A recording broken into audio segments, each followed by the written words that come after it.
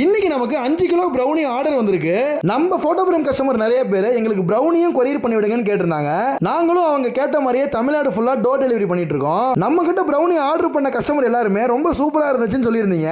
Photo frame எந்த அளவுக்கு சேஃபா அனுப்பி விடுறோமோ அதே மாதிரி ப்ரௌனியும் சேஃபா அனுப்பி விட்டுட்டு இருக்கோம். எப்பவுமே ப்ரௌனி ஆர்டர் வரும்போது என் ஒய்ஃப் கிட்ட எனக்கும் செஞ்சு கொடுங்க அப்படின்னு சொல்லி கேட்பேன். அதனால இன்னைக்கு எங்க ஃபேமிலிக்காக 1 kg ப்ரௌனி பாருங்க சூப்பரா செஞ்சு கொடுத்துருக்காங்க.